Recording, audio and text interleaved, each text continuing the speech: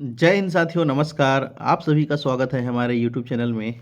और जैसा कि मैंने कल जानकारी दिया था कि आज हम छत्तीसगढ़ पुलिस आरक्षक के लिए अनुप्रमाणन प्रमाण पत्र जो फॉर्म है उसको भरवाएंगे।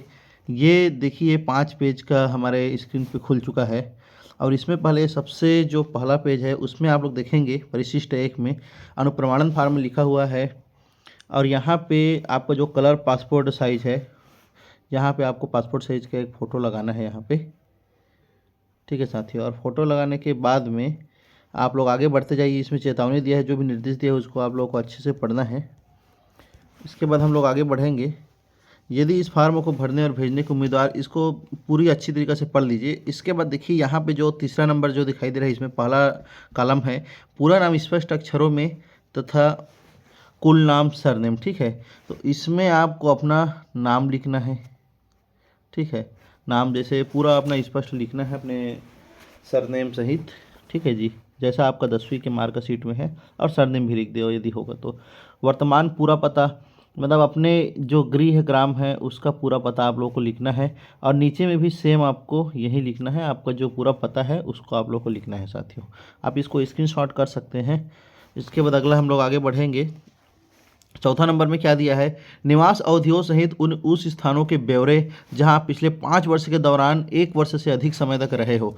मतलब आप जहां भी इन 5 सालों में रहे हो, 1 साल से ज़्यादा, 21 साल आपका उम्र हुआ है उसके बाद से, तो उसकी जानकारी आप लोगों को यहाँ पे देना है साथियों। तो ये घबराने वाली कोई बात नहीं है। से और से तक लिखा है। इसका मतलब ये है कि यदि आप बाहर रहे हो, जैसे कई साथी कोचिंग कर रहे थे बाहर में, यदि जानकारी देना चाहेंगे तो दे सकते हैं। जैसे मान लो कोई साथी कब से, तो मान लो जैसे अपन कर सकते हैं यहाँ पे, मान लो कोई साथी रह रहा था 2021 से। ठीक है, अब कब तक रहेगा, मान लो 2024 तक रह रहा था। ठीक है, कोचिंग कर रहा था वहाँ, तो इसको यहाँ पे आप लोग को लिखना है 2021 2024 तक कहाँ रह रहा था। तो मान लो जैसे गांधी चौक बिलासपुर में जैसे वो पढ़ाई कर रहा था, उसका एड्रेस रहा होगा, उसको चाहेगा तो लिख सकता है। लेकिन लिखोगे तो ये है कि पुलिस वेरिफिकेशन के लिए उस जिला भी जाएगा, संबंधित जिला जहाँ जहाँ का नाम लिखोगे वहाँ वहाँ वो जाता है साथियों। ठीक है, पूर्ववर्ती खाने में उल्लिखित स्थान के जिला मुख्यालय का तथा वह राज्य। जिला मुख्यालय मतलब जैसे आप गांधी चौक बिलासपुर हो गया, जिला मुख्यालय लिख देना आप लोग बिलासपुर छत्तीसगढ़ ऐसे करके यहाँ पे लिखाएगा। एक उदाहरण है ये, यदि आप लिखना चाहोगे तो लिख सकते हो साथियों। यदि 1 साल से ज़्यादा आपने निवास किया है तो ये पुलिस वेरिफिकेशन के लिए, आपके कैरेक्टर सर्टिफिकेट के लिए आपका निवास स्थान जाएगा, जो अभी इसके पहले जो एड्रेस आप लोग दिए हो उसके बाद यहाँ भी जाएगा। जो आप यहाँ पे लिखोगे इस कॉलम में, उस ज़िले में भी आपका वेरिफिकेशन के लिए जाएगा। अगला अब हम लोग देखेंगे 5वां नंबर। देखिए पिता का नाम, इसमें आपने पिताजी का नाम लिखना है। ये तो दिख ही रहा है, पूरा नाम तथा उपनाम यदि कोई हो तो अपने पिताजी का पूरा नाम लिखना है। उनका निवास स्थान मतलब अपना ही जो निवास स्थान है वो लिखना है। घर का स्थायी पता लिखना है। व्यवसाय पिताजी क्या करते हैं, जैसे किसी का जो कृषि में है तो कृषि लिखना है, या फिर जो नौकरी में है उनको नौकरी कर रहे होंगे तो वो लिखना है। ठीक है साथियों, इसके बाद यदि किसी सेवा में हो तो उनका पद नाम तथा कार्यालय का पूरा नाम। यदि हाँ जॉब में होंगे, नौकरी में, तो उनका नाम लिखना है, कौन से विभाग में है, कौन सा कार्यालय में है और कौन सा पोस्ट में है उसका। अब देखिए नीचे उल्लेखित व्यक्तियों की राष्ट्रीयता। अब ये राष्ट्रीयता दिया है तो मतलब ये है कि पिता, तो राष्ट्रीयता में आप लोगों को भारतीय लिखना है दोस्तों। ठीक है, राष्ट्रीयता भारतीय, सब में भारतीय लिखना है। माता भी भारतीय, पति पत्नी भी, उम्मीदवार भी भारतीय। ठीक है, सब में सेम आएगा। पति पत्नी का जन्म स्थान, मान लो जैसे किसी का शादी हुआ है, जो भी अभ्यर्थी है, और लड़का है वो, मतलब पुरुष है, तो उसकी पत्नी होगी तो उसका जन्म स्थान जैसे लिख देना है। और कोई महिला होगी तो उसको अपना पति का जन्म स्थान लिखना है यहाँ पे। अगला देखिए उम्मीदवार का जन्म तारीख, तो इसमें जो भी अभ्यर्थी है वो अपना जन्म तारीख लिखेंगे यहाँ पे। वर्तमान आयु, जो भी हो रहा होगा वर्तमान आयु लिख देना। अब इसके बाद अगला कलम देखिए आप लोग, मैट्रिक परीक्षा उत्तीर्ण करते समय आयु। तो मैट्रिक मतलब होता है आपका, मैं यहाँ पे बता देना चाहूँगा, 10वीं के अंक सूची के अनुसार आप लोग उसको देखेंगे। 10वीं में जितना, जिस समय आपने पास किया है 10वीं, उस समय आपका उम्र क्या था, 16 साल था, 15 साल था, कितना माह, कितना दिन, उसको गणना कर लीजिएगा और यहाँ पे पता चल जाएगा। जन्म स्थान, जिला व राज्य जिसमें वह स्थित हो। अब इसमें अपना जन्म स्थान लिख देना और जिला का नाम लिख देना और राज्य का नाम। ठीक है साथियों, जिला तथा राज्य जहाँ के आप निवासी हैं वही छे सेम। अब इसमें वहाँ पे गांव और जिला और राज्य लिखे हो, यहाँ पे सिर्फ जिला और राज्य का नाम लिखना है साथियों। 8 नंबर कॉलम में। 9 नंबर कॉलम में आपका धर्म, जो भी धर्म है, हिंदू, मुस्लिम, सिख, ईसाई लिख देना। ख नंबर क्या कहता है कि आप ST SC के सदस्य हो तो हाँ, यदि अगर जब आप होगे तो हाँ लिखना, नहीं हो तो नहीं कर देना, यहीं पे लिख सकते हो या फिर ऐसे टिक कर सकते, हाँ लिख देना। हाँ हो तो हाँ, हाँ हो तो आपको जाति का नाम देना है। जैसे हाँ, तो मान लो कोई गौड़ जनजाति से आता है तो गौड़ लिख सकता है अपना। ठीक है साथियों, अब इसमें देखेंगे अपन, जो नहीं है उस नहीं लिख देंगे, जो OBC और जनरल है वो नहीं लिख करके आगे बढ़ेंगे। शैक्षणिक अर्हता, अर्हता यहाँ पे इंपॉर्टेंट आता है। 10वां नंबर कॉलम देखिए, शैक्षणिक अर्हताएँ लिखा है। तो मैं मेन इंपॉर्टेंट आप लोगों को बताना चाहूँगा, शाला महाविद्यालय का नाम तथा पूरा पता। तो शाला मतलब यहाँ पे आप अपना स्कूल का नाम लिखेंगे। जैसे आपको पहले बात तो आपको जानकारी देना है 10वीं का, सबसे पहले किसका देना है, 10वीं का जानकारी देना है। 10वीं के बाद 12वीं का जानकारी देना है। और मेरे ख्याल से अभी ये जो नौकरी है 10वीं बैच का नौकरी आप लोग कर रहे हो तो 10वीं 12वीं 2 ठक रिजल्ट देना है। स्कूल का नाम वही शासकीय उच्चतर माध्यमिक विद्यालय, उसके बाद जहाँ भी होगा महाविद्यालय तथा पूरा पता। ठीक है, कॉलेज का देना चाहोगे तो आप लोग कॉलेज का दे सकते हो यदि चाहोगे तो, लेकिन आवश्यकता नहीं है।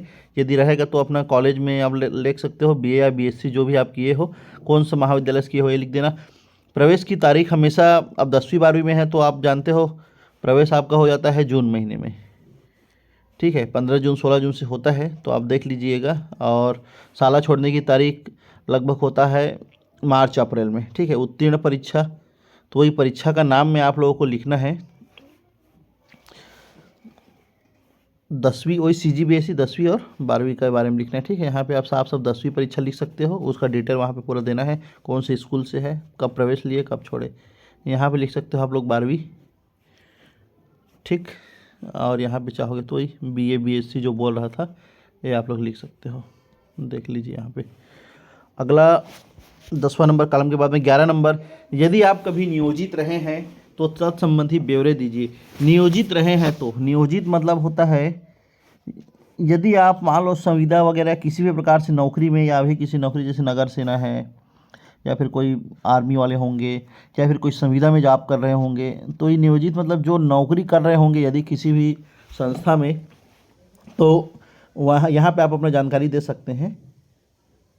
ठीक है साथियों, जैसे मान लो कोई पोस्ट ऑफिस में जॉब कर रहा है तो मान लो अपना जानकारी दे सकता है, पोस्ट मेन होगा, जो भी ये होता है ना डाक साथी टाइप से, अवधि कब से कब तक रहे ये देना है। कार्यालय, जैसे मान लो पोस्ट ऑफिस आपका मान लो बिलासपुर हो गया। पिछली सेवा छोड़ने का कारण तो आप दे सकते हो कि जैसे ग्रेड पे कम होना, जैसे इसका वो ग्रेड पे 19,500 है तो आपको छोड़ने के कारण कम वेतन है वहाँ का, समझो ग्रेड पे इसका ज़्यादा है तभी आओगे, कम रहेगा तो आओगे नहीं। निम्नलिखित जानकारी दीजिए। देखो 12 क में आप लोगों को दिखाई दे रहा होगा, तो इसमें पहला देखिए कि आप कभी गिरफ्तार किए गए हैं। ये उन साथी के लिए है जो यदि गिरफ्तार हुए होंगे उनके लिए है, यदि किए हैं तो हाँ लिखना है। कभी अभियोजन चला गया मतलब मुकदमा चला है क्या आपका न्यायालय में, इसको लिखना है। क्या आप कभी निरुद्ध किए गए हो, निरुद्ध मतलब क्या आपको पुलिस द्वारा कभी गिरफ्तार किया गया, ये कहना चाहता है गिरफ्तार। यदि गिरफ्तार हुए होंगे तो इसको यहाँ पे हाँ कर सकते हो, नहीं। क्या आप पर जुर्माना किया गया है, जैसे कई ठग ऐसे अपराध रहता है 151 वगैरह में अंदर कर देते हैं, तो तहसील SDM वगैरह इन पर क्या है जुर्माना लगाते हैं, तो ऐसा हुआ होगा तो हाँ लिखना, नहीं तो नहीं। जो पुलिस द्वारा गिरफ्तार किया गया होगा या थाने वाने कभी गया होगा उनके लिए है। बाकी आप वैसे में नहीं हो तो ये 12 नंबर आपके लिए कोई महत्वपूर्ण नहीं है। अब इसमें आप ख नंबर देखते हैं, क्या प्रमाणन पत्र में भरते समय किसी भी न्यायालय, विश्वविद्यालय या किसी भी शैक्षणिक संस्था में आपके विरुद्ध कोई मामला लंबित है, तो ये भी सेम वही है जो आदमी वो किया होगा उनके लिए है। दंडादेश आदि के पूरा ब्यौरा प्रस्तुत करना चाहते हैं तो ठीक है। अब जो निरुद्ध किए होंगे चला होगा उनके लिए है, अपराध का है, आरोप पुलिस में पंजीयन, ये सब वो सब नंबर रहता है, आप लोग देख सकते हैं उसको जो यदि रहे होंगे तो। अगला बस साथी हो गया अपना। अब यहाँ पे आप लोगों को बस यहाँ पे साइन कर देना है। साइन करने के बाद में आपके मोहल्ले के 2 उत्तरदायी व्यक्तियों अब अपने मोहल्ले से किसी 2 आदमी का नाम लिख करके यहाँ पे साइन करा देना, यहाँ पे एक और व्यक्ति का नाम लिख के यहाँ पे साइन करा देना, बस यही है। इसके बाद में आप लोग को जो फॉर्म मिलेगा उसमें पहचान प्रमाण पत्र में जो यहाँ कोई गैजेटेड ऑफिसर है, साफ साफ हम लोग जिनको जानते हैं, देखा जाए तो हमारे स्कूल के जो प्रिंसिपल सर रहते हैं उनसे लगभग हम लोग साइन करा लेते हैं। और रहने के लिए तो जो विधायक है और या फिर जो भी गैजेटेड ऑफिसर है आपका, जो नोटरी होता है और जो डॉक्टर्स होते हैं, बीएमओ वगैरह, विकास खंड शिक्षा अधिकारी, देखो यहाँ पे दिया भी है, विकास खंड अधिकारी, पोस्ट मास्टर, पंचायत निरीक्षक, शासकीय शैक्षणिक संस्थाओं के प्रधानाचार्य, तो सब जगह उपलब्ध रहते हैं हमारे प्रिंसिपल सर जी। उनसे इसको साइन करा लेना है आपको। और इनमें लिखेंगे आपका नाम, प्रमाणित किया जाता है कि आपका नाम रहेगा यहाँ पे, और आपके पिताजी का नाम को पिछले, अब जब आप पढ़ रहे थे उस स्कूल में तो उसी हिसाब से डाल देंगे। जैसे 9वीं से स्टार्ट किए होंगे उस स्कूल में, तो 9वीं से आज कितना उम्र हो रहा है, इतने साल से, 5 साल से, 3 साल से, 2 साल से जानते हैं करके। यहाँ पे जो प्राचार्य सर है वो अपना साइन करेंगे। यहाँ पे साइन करवाने के बाद में ना अपना पद नाम भी लिखेंगे प्राचार्य। और एक काम करना, यहाँ पे सील भी रहता है ना, याद रखना सील। कभी कभी क्या है, कई लोग सील नहीं लगाते हैं, साइन करने के बाद में यहाँ पे सील लगेगा, ठीक है, उस स्कूल का। बस आपका हो गया। और ये जो कार्यालय द्वारा भरा जाएगा, ये पुलिस कार्यालय द्वारा ये भरा जाएगा या फिर जो भी संबंधित कार्यालय रहता है उसके द्वारा भरा जाता है। बस उतना ऊपर वाला है आप लोग साथी। यदि आपको हमारा वीडियो पसंद आया होगा तो इसको लाइक कीजिए, हमारे चैनल को सब्सक्राइब कीजिए। आगे भी मैं इसी प्रकार से जानकारी देता जा रहूँगा। जय हिंद, जय भारत, जय छत्तीसगढ़।